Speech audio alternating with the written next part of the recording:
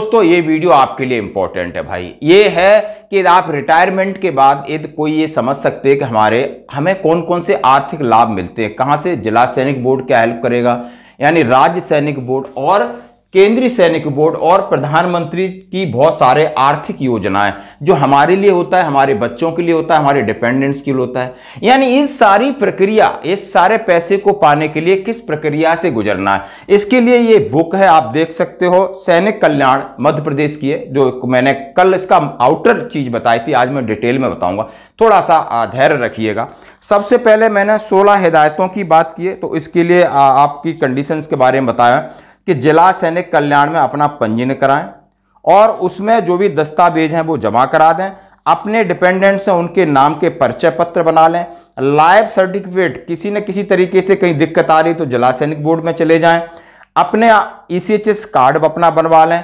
आपका पेंशन संबंधी जो खाता है उसको करेक्ट करा लें, उसको DSP काउंट करा लें। और स्पर्श पोर्टल में माइग्रेशन नहीं तो उसको माइग्रेशन कराएं। पेंशन खाते के साथ आधार कार्ड लिंक कराएं ताकि SMS अलर्ट रहे।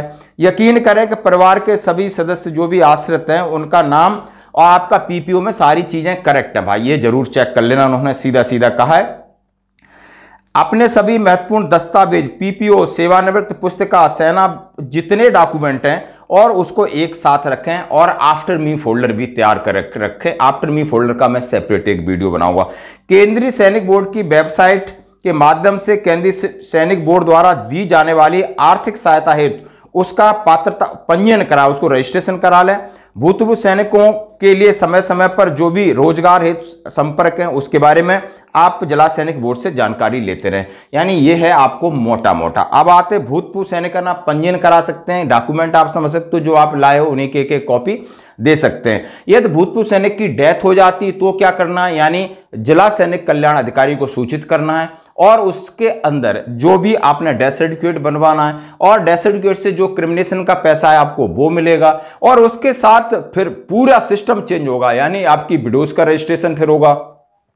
बैंक में आपने चीजें बदलवानी है, स्पर्श में आपने अपलोड करना है, सारी इसमें एक एक चीज दिया है किस किस प्रक्रिया से जाना है। और उनको फिर द्वारा आपको आई कार्ड अपने बच्चों के बनवाने या अपनी वाइफ के बनवाने, सारा एक एक प्रोसीजर है और कौन कौन से डॉक्यूमेंट। मैं सीधा आर्थिक लाभों के बारे में बताना चाहता हूं, इसलिए आपको ये बुक मैं आपके PDF भेज दूंगा।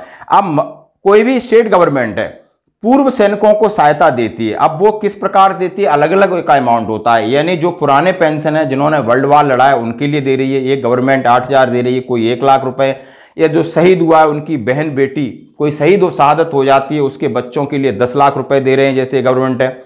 मध्य प्रदेश के आप मूल्यवासी हैं तो उसमें मध्य प्रदेश की शिक्षा और चिकित्सा कहां कहां आपका रिजर्वेशन है। चिकित्सा क्षेत्र में 3% का आपके बच्चों के लिए, तकनीकी शिक्षा, कृषि, गृह, अलग अलग उनका है। मध्य प्रदेश शासन द्वारा अलंकरण, यानी यदि आपको गैलेंटी अवार्ड मिलते हैं, परमवीर चक्र मिलता है तो 10 लाख रुपए, अशोक चक्र 10 लाख और महावीर चक्र 7.5 लाख, कीर्ति चक्र 7.5 लाख, वीर चक्र आप समझ सकते हो इसमें दिया है 5 लाख, शौर्य चक्र 5 लाख और ये बाकी इसमें दिया है 2.5, मतलब हर एक अवार्ड का अलग अलग उन्होंने आप समझ सकते हो कि करोड़ों रुपए इसमें दिया। 1 करोड़, 75 लाख, 50 लाख, 25 लाख, 25 लाख, मैं 10 लाख नहीं 1 करोड़ है दोस्तों वो।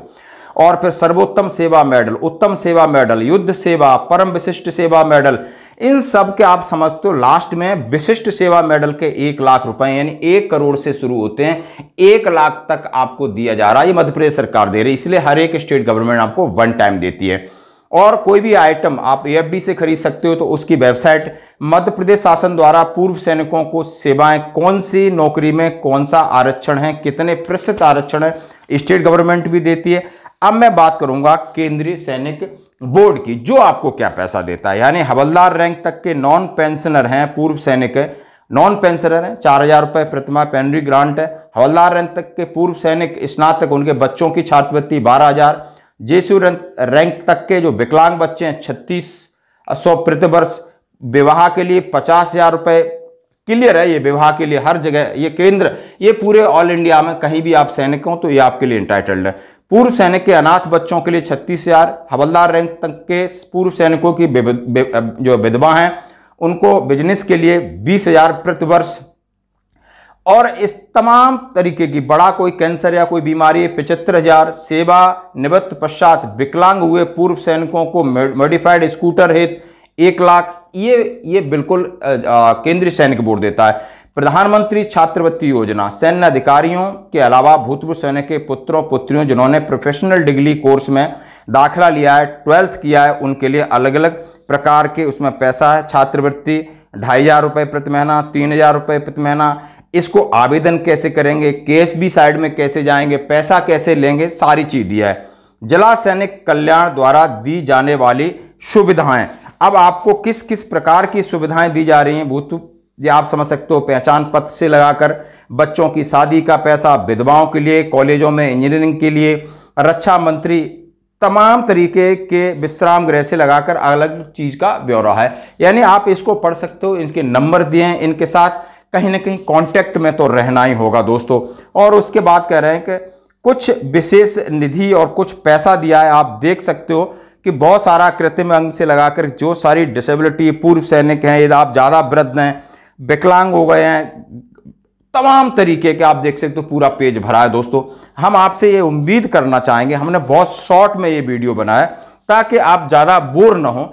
और इस प्रकार की जैसे हमने सारी चीज़ें आपको पहले बताई थी कि जिला सैनिक बोर्ड द्वारा दी जाने वाली सुविधाएं, रजिस्ट्रेशन डॉक्यूमेंट, डेथ होने पर विडो रजिस्ट्रेशन, एक्सेप्शमेंट के बच्चों के डिपेंडेंट कार्ड, स्टेट गवर्नमेंट द्वारा दी जाने वाली आर्थिक सहायता, गैलेंटी अवार्ड्स, आपने 1 करोड़ से 1 लाख तक, स्टेट गवर्नमेंट में जॉब रिलेशन, केंद्रीय सैनिक बोर्ड द्वारा प्रदान की जाने वाली आर्थिक सहायता बहुत इंपॉर्टेंट है, प्रधानमंत्री छात्रवृत्ति योजना और अन्य आर्थिक और दूसरी सहायता हैं। जो कि आपको ये पीडीएफ चाहिए हम आपको भेज देंगे, आराम से पढ़िए, समझिए।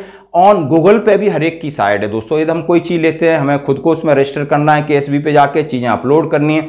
और ये आपको सर्विस सेंटर वाले भी करते हैं, आप भी घर पे कर सकते हैं। लेकिन जब तक हम जानेंगे नहीं तब तक हम चीज़ को अवेयर नहीं कर सकते। प्लीज़ दोस्तों एक दूसरे के साथ शेयर करना। धन्यवाद।